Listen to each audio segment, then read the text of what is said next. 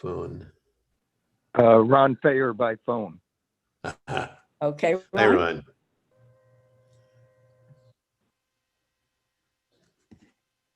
Phone. Ron Thayer by phone. Okay, Hi, Ron. Ron.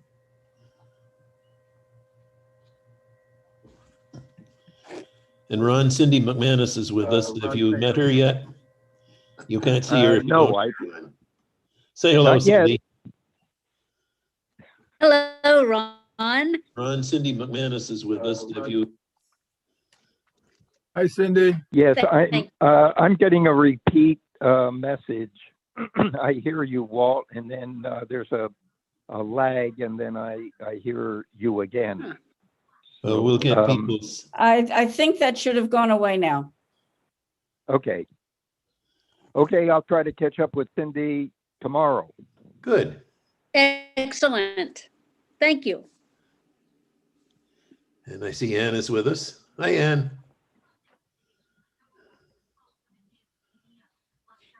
I'm expecting Clara this evening. I don't see her yet.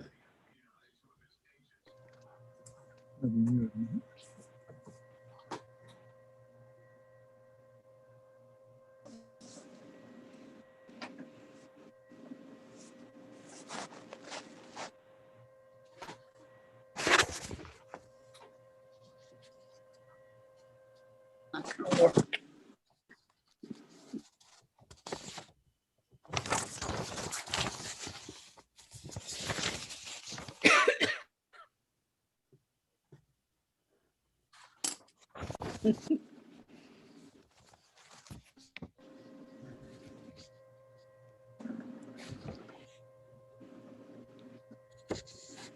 Well, my watch says it's 7 o'clock.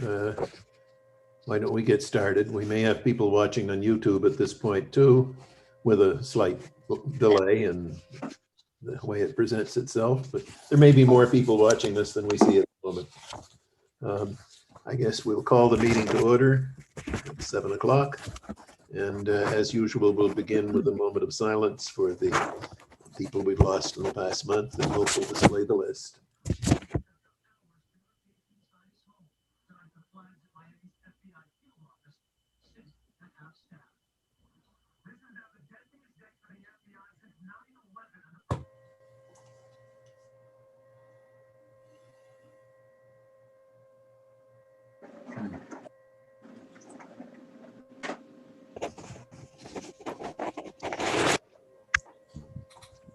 Our next item, as usual, is our mission moments for the month.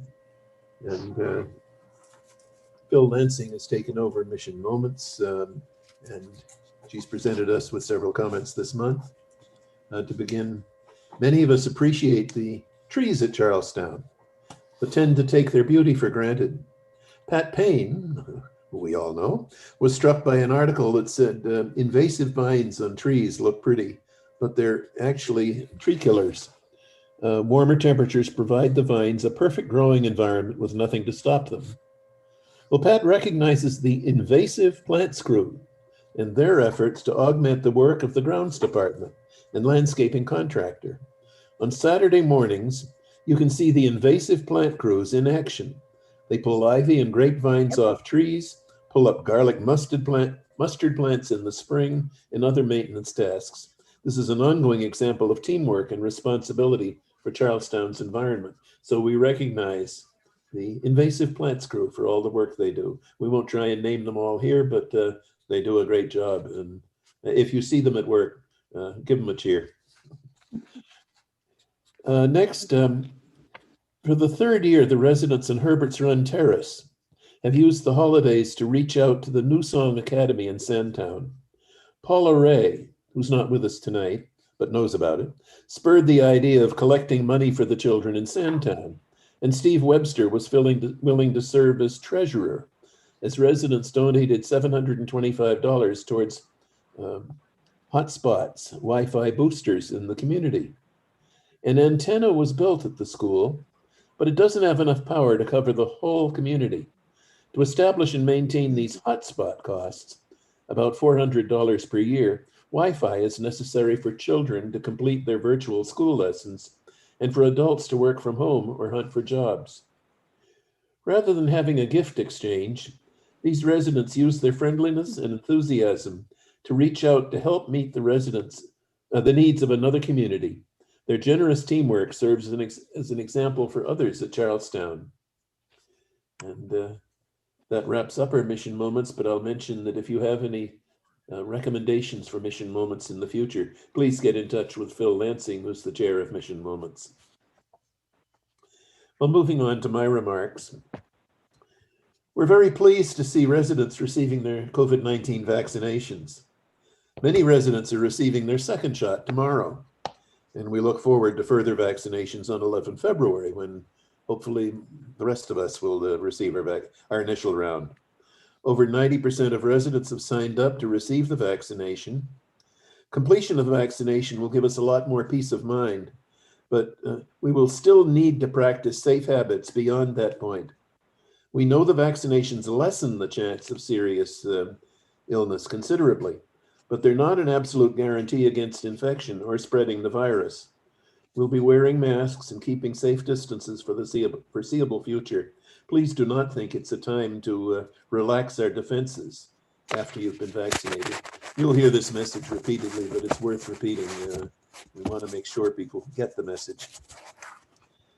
Then I want to mention too, you'll hear more about it, but our dining committee held a hybrid meeting this past month where a limited number of members met in person in a classroom with a laptop camera covering the whole room, and others participated by Zoom, viewable on the big screen in the classroom.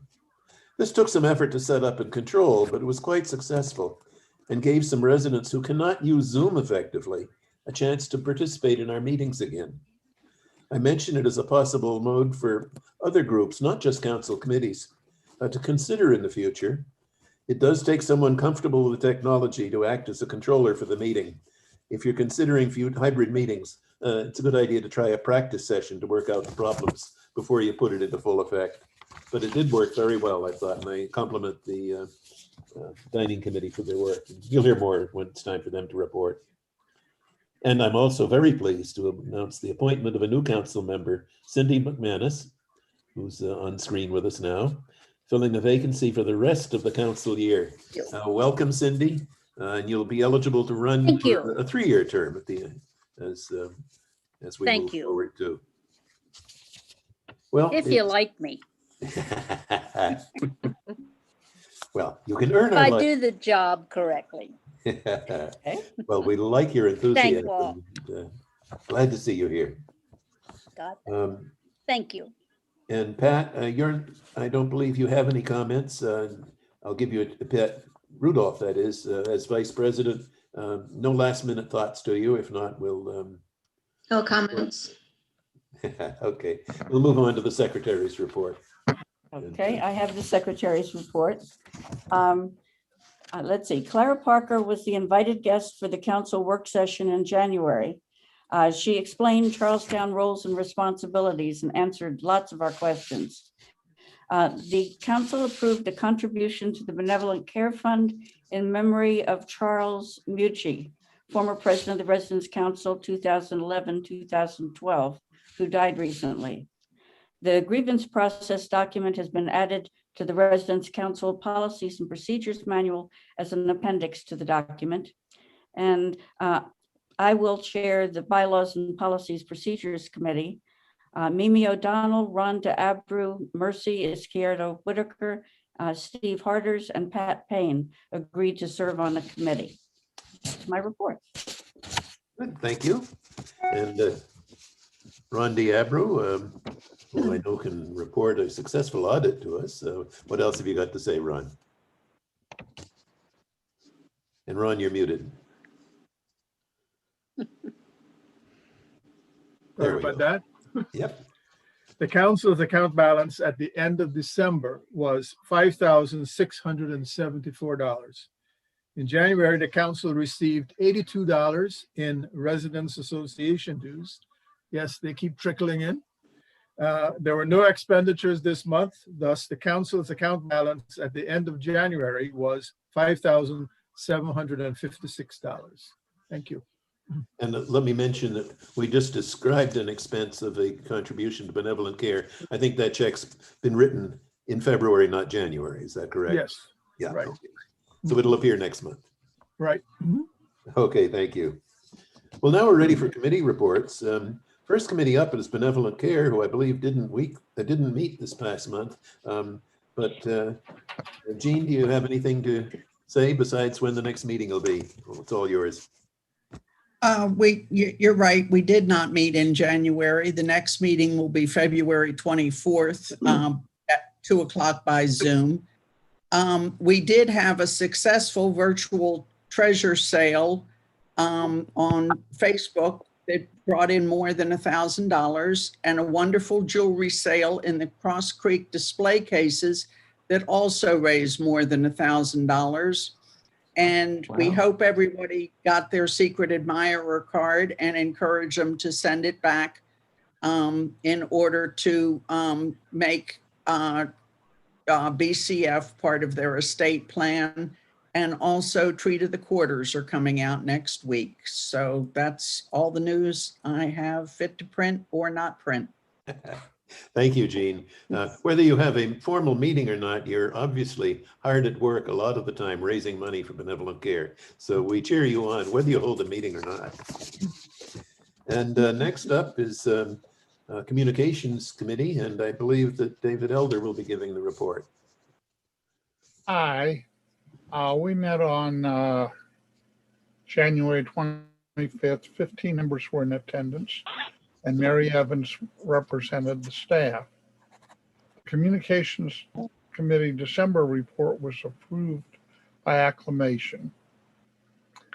Mary Evans was invited to address the Communications Committee and elaborated on several areas of interest.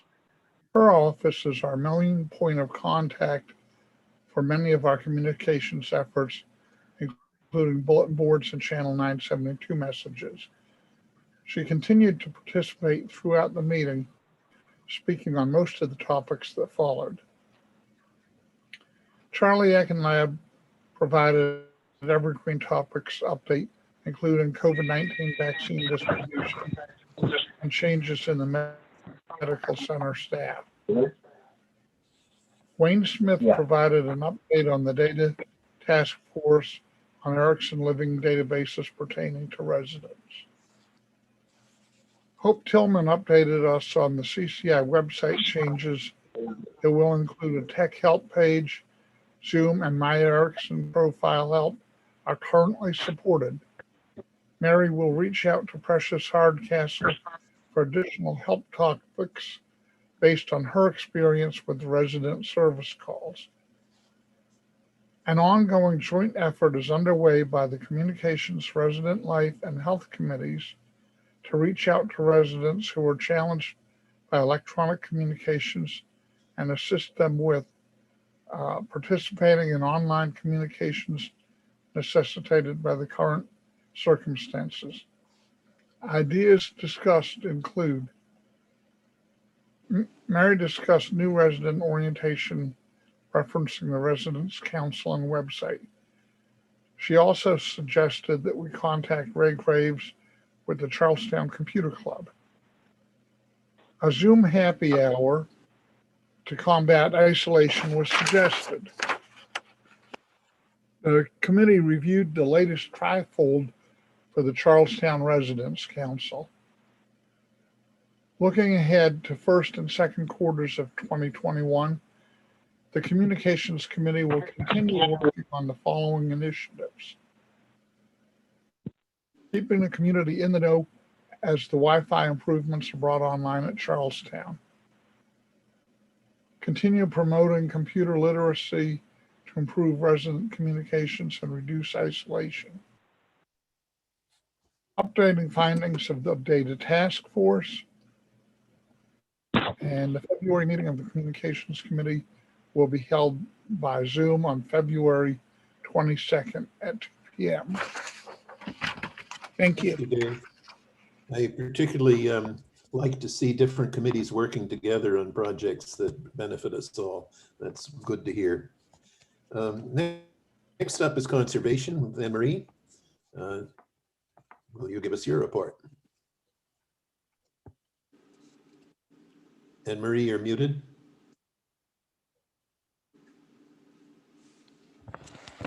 Anna Marie, you're still muted. There we go. There. Just a second, I have my report right under this. Oh, I hate it when I have a hard time doing it. Oh, mamma mia. I'm trying to get my report, which is behind the screen. Hope, how do I get it, Hope? Hope you're muted. Do you want me to read it for you if you can't read it? Well, I should be able to get it. Oh, maybe now I know why. Okay, here I've got it.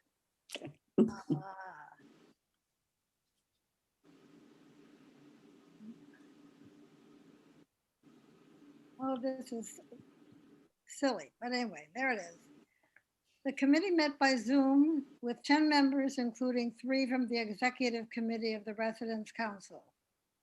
The committee learned that trash that is often placed near Caton Woods is the result of the efforts of resident volunteer John Lorenz, who picks up trash from the Beechwood area.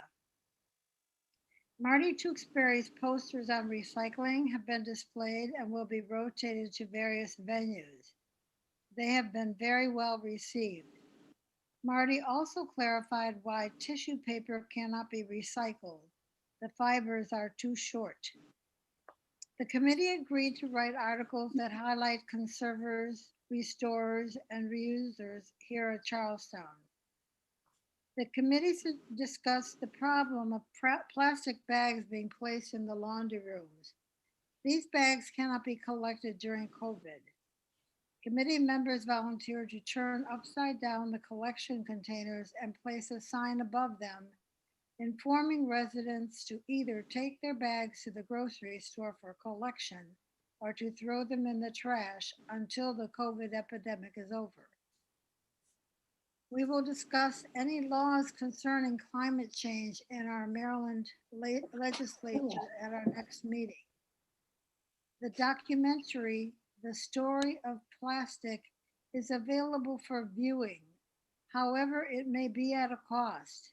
Mary Pershey agreed to pursue how we might see this. Our next meeting will be on February 16, 2021 at 2:00 p.m. via Zoom. Sorry for Thank the you, Anna delay. Marie. Next up was dining services, and I believe Ron McNabb is going to give the report, who's co-chair with Bob Caulfield. Right, thank you. The Dining Services Committee met January 18 at 2 p.m. This was the first gathering of our entire committee since February of last year. It was a hybrid Zoom and Classroom 1 meeting. Attending were 21 committee and resident council members. Bob Caulfield acknowledged Ron McNabb, Hope Tillman, and Walt Howe for their helping in making the meeting happen, and thanked Ken Zahn for his participation by Zoom on his personal holiday, which that was quite good of Ken. I appreciate that. Committee members were reminded to watch 972 on Thursday for dining services updates, and on the last Friday of the month at 10 a.m. for the Dining Services Town Hall. Roberta Polton, chair of the Dietary Focus Group, decided to suspend meetings for her committee until September due to poor attendance, many opting not to come for fear of the virus. Bob gave a report summarizing the activities and challenges and accomplishments of dining services for 2020, and that was attached to our formal report to Hope.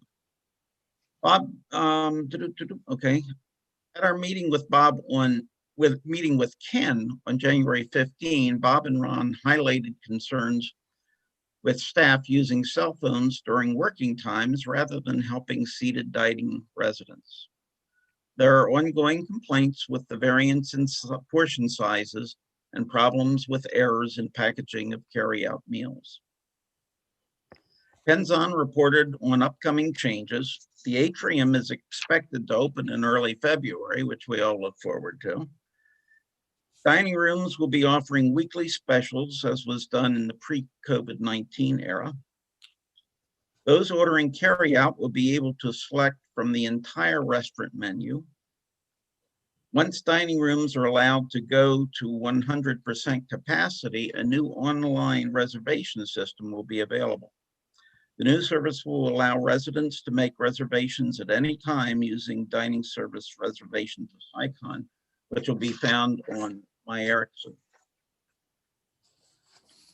Meeting then opened for questions and comments.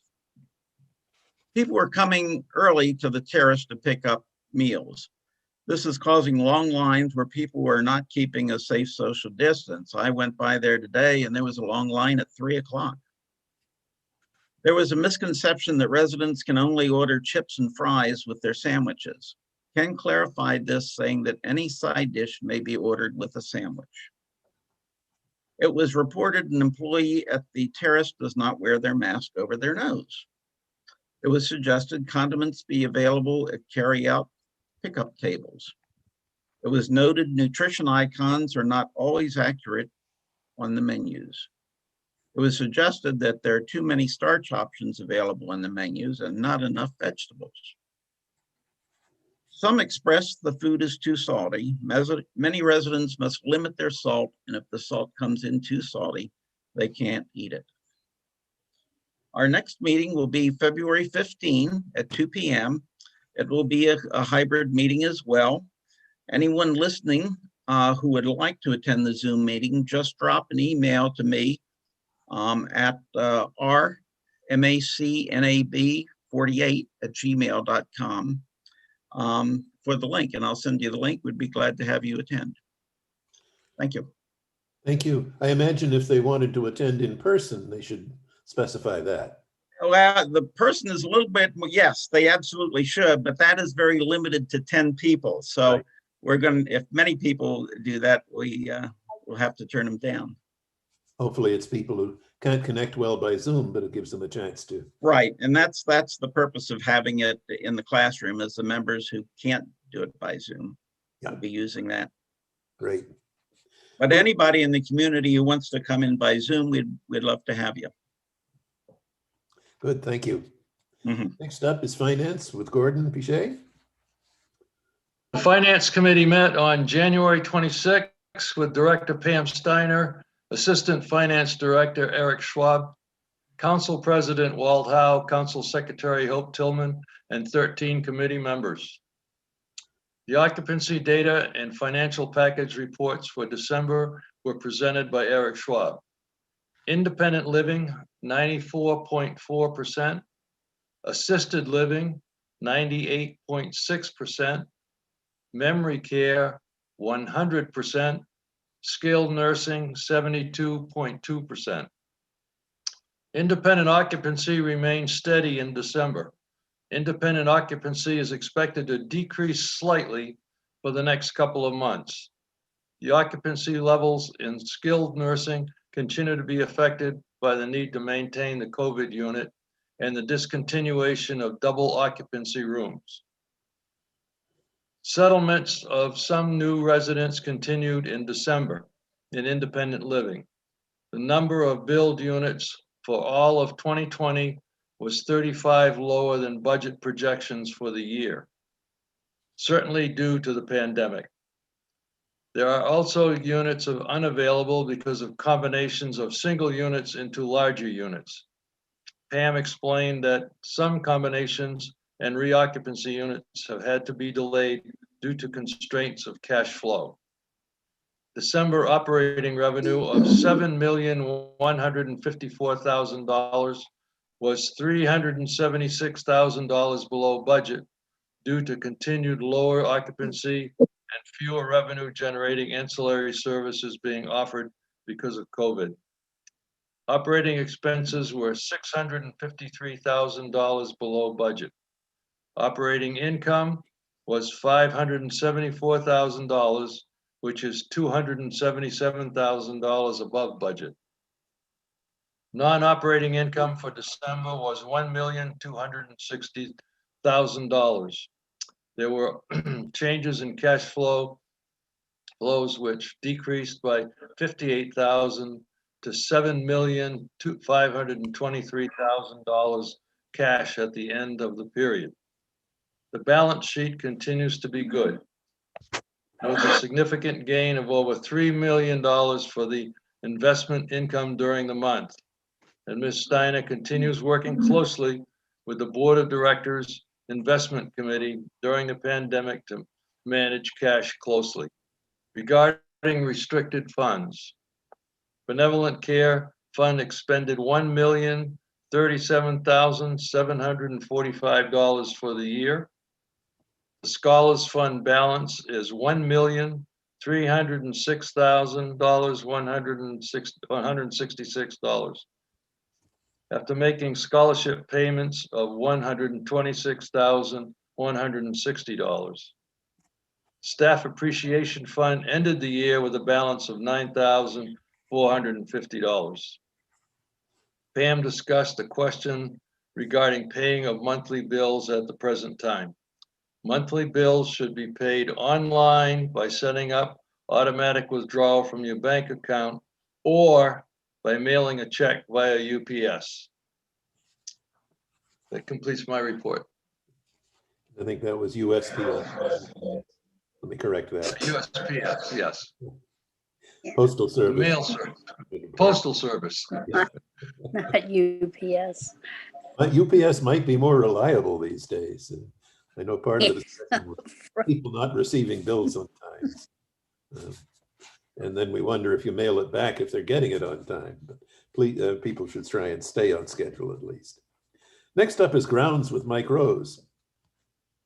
I do not see Mike Rose here. Should I read the report? Yeah, sure. Read the report. Okay. Charlestown staff reported on several past items. The lake aerators are now operating acceptably. The committee will be made aware of the spring plans for landscaping and replanting of grass areas at St. Charles and Brookside. The previous report of mold at Building 1 could not be confirmed. Plans for the nature trail and bridge will be made available to the committee as they become confirmed. The condition of the outside drain at Brookside will be investigated. The 5-year plan will be made available to the committee. The report on the privet hedge and soil samples will be made available to the committee when they are ready. As a matter of new business, the staff will evaluate the condition of fencing, etc., around the perimeter of Erickson Way and lamp posts and develop a plan for repair, replacement, repainting as needed. Staff will make available to the committee the priority list for grounds items such as the bridge. Thank you, Hope, for filling in. Next up is Health Services with Mercy. It's Gator Whitaker, the chair. Hi. Our committee met on Tuesday, January the 12th at 11 o'clock via Zoom. Joint efforts with other council committees to encourage resident participation in enhancing their life experience in Charleston continue, including participation in a new task force to determine how best to help residents understand digital communications. Residents are encouraged to contact any one of the committees for suggestions, help, or whatever needs they need. Dean Crawford reported that COVID-19 vaccine is free and CVS will bill insurances for the administration fees.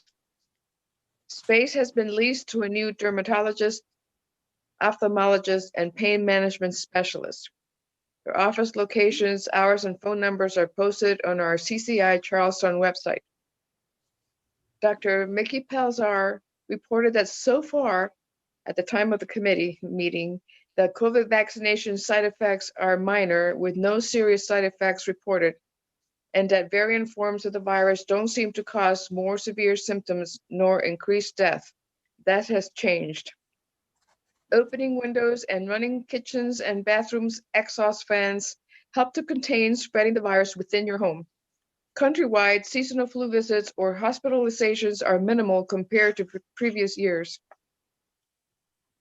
Kudos to Pat Kasuda for her efforts over the last 6 years, culminating in the introduction of Senate Bill 204 by Maryland State Senator Pam Bedell, dealing with the standards of memory care at healthcare facilities. Opposition is expected from lobbyists representing non-certified private health care facilities, and unfortunately, that has occurred.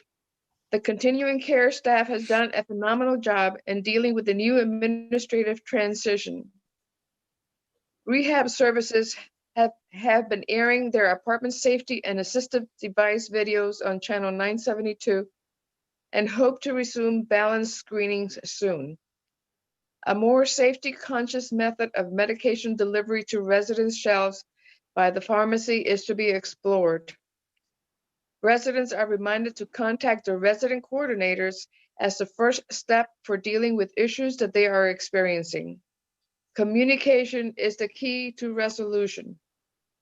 The Low Vision Reading Brigade is seeking volunteers to read and those in need of the service. The next meeting is scheduled for Tuesday, February the 9th, at 11 o'clock via Zoom. Thanks. Thank you. Next up is housekeeping with Betty Elder. Hey, good evening. The Housekeeping Committee met on January 15th, 2021 via Zoom and with 8 people in attendance. Our resident inspectors were concerned about the cleanliness and sanitization of the elevators, especially the panels and buttons. Lots of handprints were noted on several of the different elevators. The cleaning of hallways and walls is on a schedule. However, emergencies can be brought to the attention of the CCI housekeeping staff. Any resident who notices items that are in need of immediate or emergency cleaning should feel free to report it themselves and use the My Erickson portal, CCI work orders at erickson.com. The ongoing issue about trash or recycling placed in the hallways earlier than they should be by days or hours is still a major concern on some floors. Let Mr. Kirill Apostolov know, and his email address is kirill.apostolov@erickson.com. He's willing to check into any of the violations. Several reports were brought to my attention this week, especially due to the MLK holidays and the changes in our schedule for picking up the recycling and the trash. Maintenance items were shared with the Maintenance and Engineering Committee chairperson. Kudos to the hard work of the Charlestown housekeeping staff. They're still sanitizing high-touch areas and doing daily cleanings and restocking of restrooms. Members of the Housekeeping Committee have been asked to share something about themselves for the February Sunburst article. It has been submitted for approval and publication. In addition, several volunteers have vacated their positions, and new advertisements for volunteers in the Sunburst bulletin boards, flyers, and Channel 972 have been submitted. So if anybody out there is interested in helping with the Housekeeping Committee, by all means, contact me. Our next meeting is on Friday, February the 19th, 2021 at 2 p.m. via Zoom. Thank you. Thank you, Betty. Thank you. Next up, for the first of a couple of occasions to hear from Pat Payne, Legislative Political Committee. Pat Payne wearing her legislative political hat. Pat, you're muted.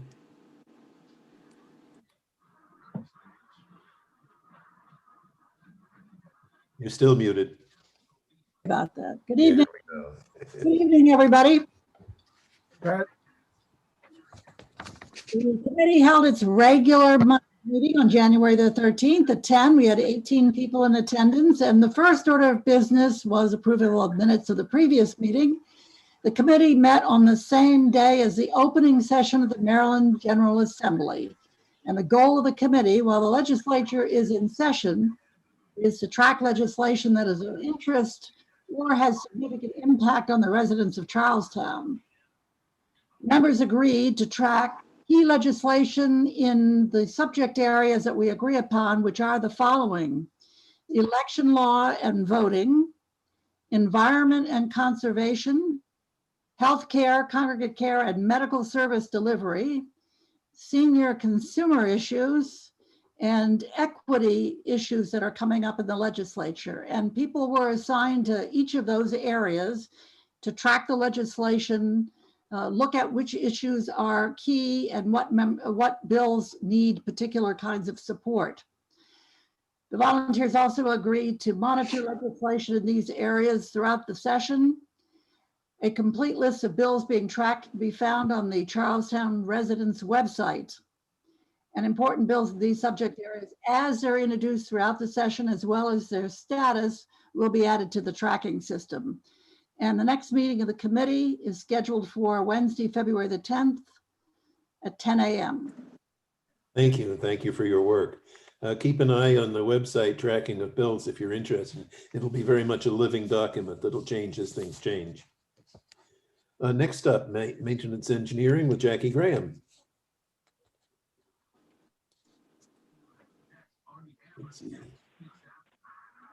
Jackie, you're muted.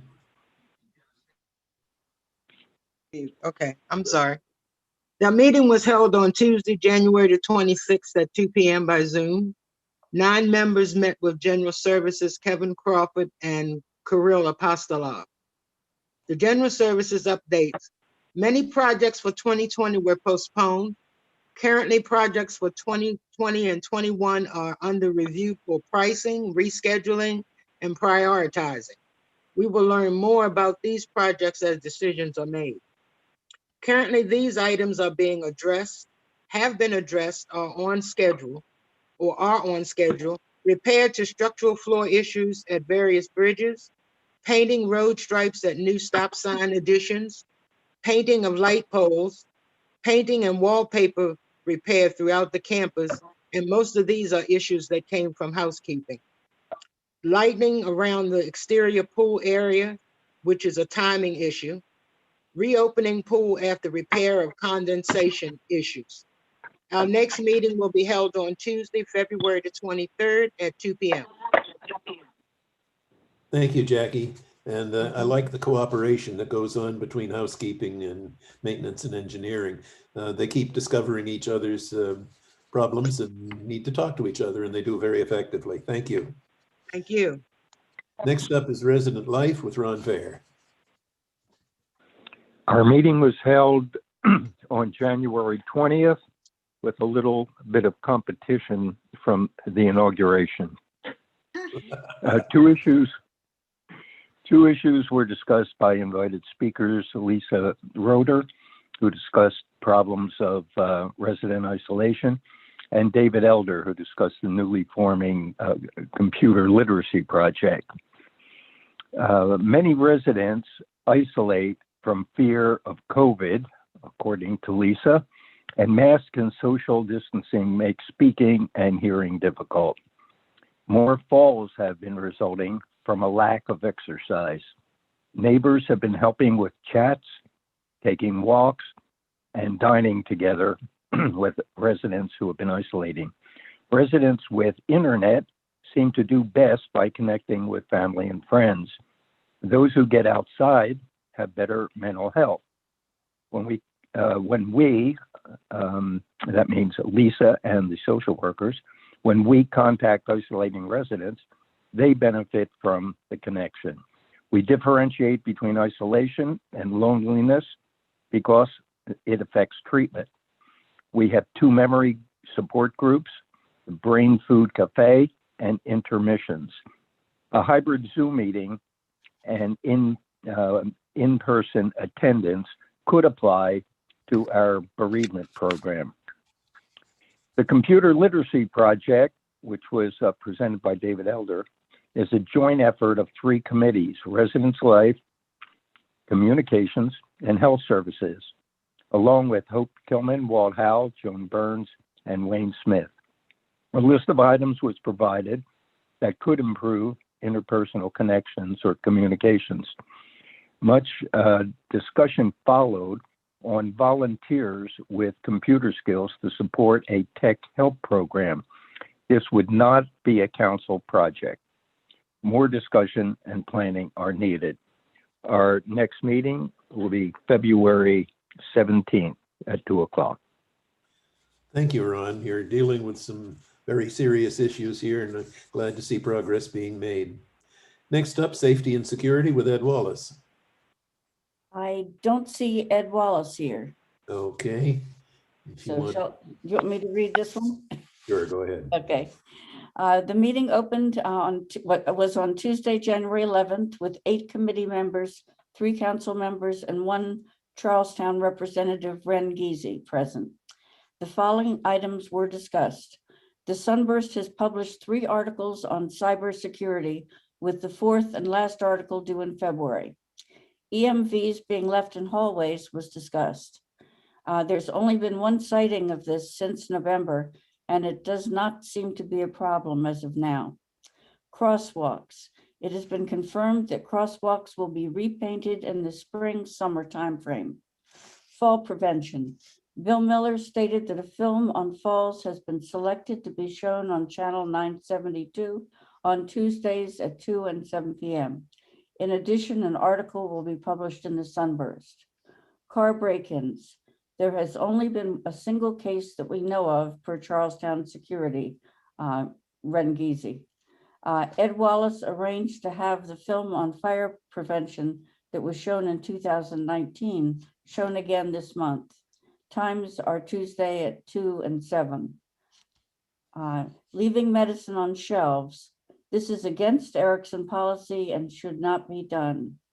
The next meeting of the committee will be on February 9 at 1 p.m. using Zoom. Thank you, Hope, for filling in.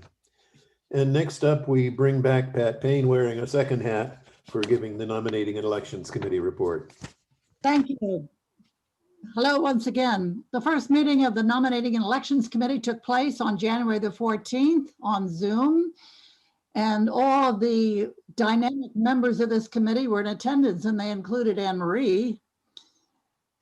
Also, Joan Green, Pat Kasuda, Sherry Stewart, Wendell Thompson, Bill Miller, Diane Lyons, Hope Tillman, and myself. The ideal is to have 14 candidates to nominate for election to the Residents Council by May of 2021. And we focus on the immediate task of recruiting residents willing to be nominated.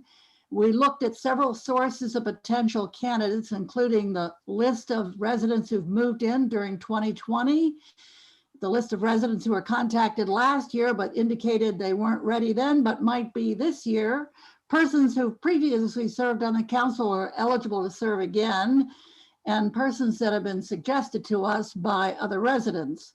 You know, we're talking about various outreach activities, such as, of course, the familiar ones, Sunburst flyers, interviews on 972, and with chairs of resident council and nominating an election committee. But also, we talked about having short skits on TV 972 by chairs of different resident council committees describing the exciting things they're doing to generate interest.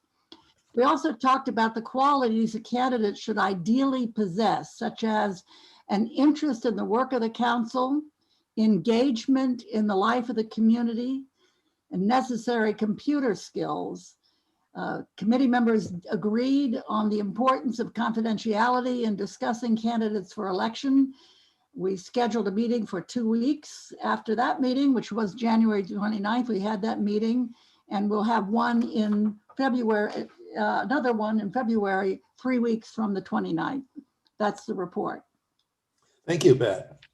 That wraps up our committee reports. Anybody have any add-on comments or questions at this point? If not, we'll I conclude. have a shout out. I'm sorry, I didn't hear where that came from. But It's Cindy, Walt, and I'd like to say a shout out to a resident, if I may. Sure. A resident on the 4th floor here in Herbert's Run fell out in the parking lot and hit her head hard. There was no one around. It was over the weekend. It wasn't snowing. And fortunately, Mary Wright on the 6th floor, my floor, happened to be looking out her window. saw the resident in great distress, bleeding, immediately ran down, summoned security. They got the ambulance. She was taken to the hospital and has stitches in the back of her head. But had it not been for Mary being on the ball that quickly, maybe I should write her up or whatever. You might submit her for Mission Moments to. Yes, I can do that. Good. Good. Thank you. Walt, I have a question. Sure. Just point of order. Did we approve the minutes of the last meeting? No, I skipped over it. Does anybody have any comments on the minutes of the last meeting, which would prevent our approving it right now? If not, we will do that now. I missed it to begin with. And thank you very much for bringing that up. It'll clear it up for us. Do we all agree? If I see no active negative responses, we will consider the minutes approved. That all right with everyone? I think it is unanimously approved. Thank you. That wraps up then the meeting, unless somebody sees something else I missed in the schedule here. And if not, I believe Clara Parker is with us, and we'd love to hear from Clara. Hello, everyone. Good evening. Good evening. Sorry you can't see me. Believe it or not, I'm having technical difficulties. We believe it.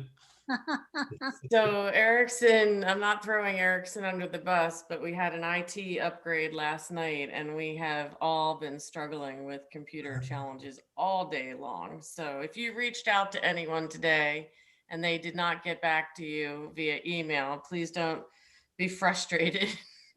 Video is not working, email is not working, but I trust we will get through it. So I have a couple of things to update you on. It's super exciting time for our team. As you know, we have our second dose clinic tomorrow in the Fireside. We're expecting a little over 1,000 people, residents and employees, to come through that clinic tomorrow. Hopefully some of you are on that list to get your second dose. We have been working feverishly with CVS to secure definitively our next clinic dates. And we've been telling you all February 11th will be the next date. And I learned at about 3 o'clock today that February 8th will actually be our next clinic date. We will also have a clinic on February 11th. So for those residents who have not yet had their first dose, they will have the opportunity to do that on February 8th and again on February 11th. And by February 11th, every resident at Charlestown who's eligible and consented and wants the vaccine from us will have received their first dose. So that is super, super exciting. We are hosting the largest clinics in the company, and so far the largest clinics, single day clinics that CVS has done. So if you've had the chance to see the Fireside setup, we learned a lot from the last clinic, and many process improvements. We're very excited. CVS came by today to take a look. They are very excited with the level of organization. So we are well on our way to getting all of our residents and as many staff as possible vaccinated. We're still struggling a little bit to get staff to consent. So anything the council can do with a campaign related to encouraging staff to agree to get vaccinated would be greatly appreciated. Doesn't need to be anything organized. Just as you guys are walking through the community, you have influence with residents and with staff. So I'm pulling out all the stops to try to get staff to agree to take the vaccine. February 11th will be our last first dose vaccine. So CVS is not committing to come back to do a first dose vaccine beyond that. So we sent a message out to employees today to say this might be your last chance at Charlestown to get the vaccine, hoping that might create some fear of missing out and some enthusiasm to actually get vaccinated. Right now, we're at about a 40% vaccination rate. consent with our staff, but our target is 80%. So we've got a ways to go. But we are still looking to have about 96% of our residents vaccinated. So that's really super exciting. So the 8th was a little bit of a surprise for us, but we're ready. We're going to pivot and get some messaging out there. So we'll be all wrapped up by the end of March. Couple of other minor updates. That was really the big one. I didn't hear it in the dining update tonight, but we will be reopening the atrium dining room on Sunday, February 7th for dine-in service. As you may know, we shut that dining room down at the end of last year due to staffing concerns, but we're back to full staffing, relatively speaking. We're well staffed enough to be able to open the atrium on the 7th. We'll also be bringing specials back on February 7th. So you'll be able to have special menu items on a regular basis. Super exciting. I think this might have been reported in the dining update. Starting February 15th, residents will be able to order carryout from the full menu versus a limited menu. So definitely hearing residents call to have more variety as we continue to work through COVID. So our focus has been and remains getting everyone vaccinated. And we are really making great progress there. And we'll have these next 3 clinics tomorrow, February 8th, February 11th. And then the follow-up clinics will be March 7th and right now scheduled March 4th and March 7th. So we should be done with our vaccination clinics after March 7th. And I'm currently working with St. Agnes Hospital and other local hospitals to try to secure a process to be able to have new residents and new employees vaccinated through their vaccination clinics going forward. So we'll have good partnerships there. And that's my update. Thank you, Clara. That's some good news in there. I trust you won't be having an admin update in the news tomorrow at 10 a.m. Is that correct? We're not currently planning on it because we'll be busy with the clinic. Yes. We do plan to come on Thursday to just share the, hopefully the great success from the clinic on Wednesday.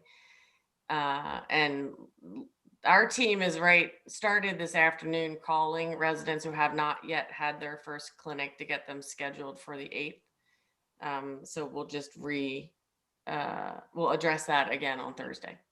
Good. I haven't had a call yet, for example. You will be getting one. Yes, we have 950 doses. Let me start over. We have 1,100 doses coming tomorrow. We have 950 doses coming on Monday. And right now there are 922 residents left to be vaccinated. So we will have enough doses to get everyone vaccinated on Monday. And if someone is not feeling well or misses their appointment, we have another 950 doses available on the 11th. So the availability of vaccines is not a concern for these future clinics. Your ability to remember to come to the clinic is the only thing that worries. So we're making phone calls, we're sending letters, and if we need to come knock on your door, not this group, but if we need to come knock on residents' doors, we will. So, if you have a neighbor who might be inclined to forget or need help getting down, that's an area where the council could really help us. We've got a full-on assault, all hands on deck. But there were a handful of people who missed the clinic on the 13th that should have gotten their second dose. So we're just trying to make sure we've got all of our I's dotted and our T's crossed. Great. Anna Marie, I see your hand up. Anna Marie, you're muted.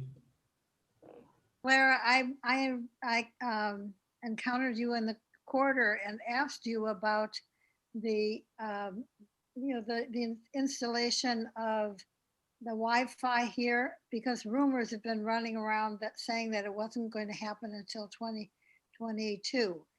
Would you clarify that for us all? Because I think we can then relate it to our committees, et cetera. Anne-Marie, I'm happy to do that. Unfortunately, what I communicated to you this past week has changed just a little bit as of today. Our access points,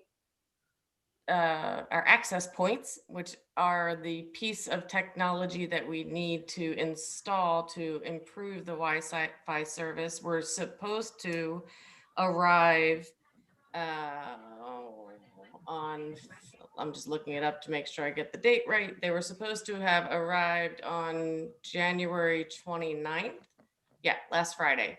They are stuck in transit. So they're coming from China. We learned today that they're held up somewhere in transit. So the team does not yet know when they are going to arrive. And if your experience this year has been anything like mine, I'm still getting Christmas cards that were mailed to me in December.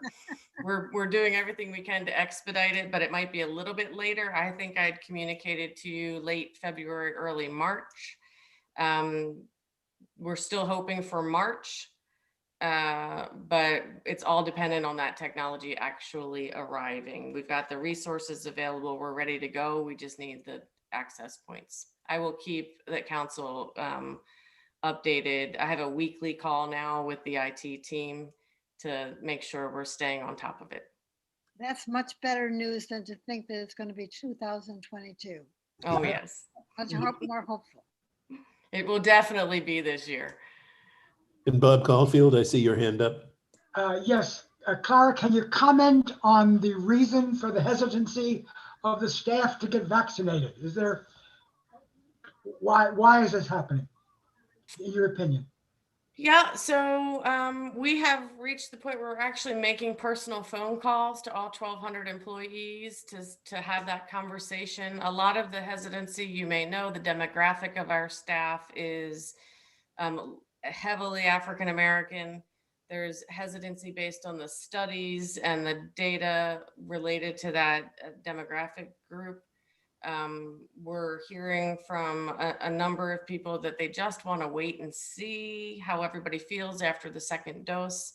I can tell you, after my second dose, I definitely had a couple of days of feeling pretty yucky. Never spiked a fever, but I definitely felt not great for a few days.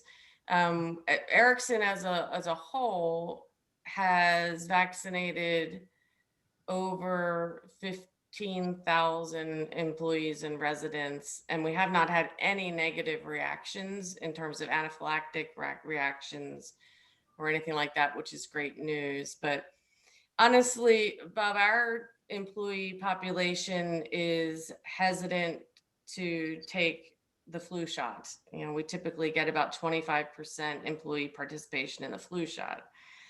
So the fact that we're close to 40% for this is great news. I think there's a lot of misinformation out on social media and a lot of kind of unnecessary fear. I think we'll get there eventually, but it's definitely going to take a little bit longer. Thank you. Thank you for the question. Anyone else? If not, we'll declare the meeting closed. We'll look forward to our work session next Monday for the council members. And the executive committee meets tomorrow noon for a brief meeting.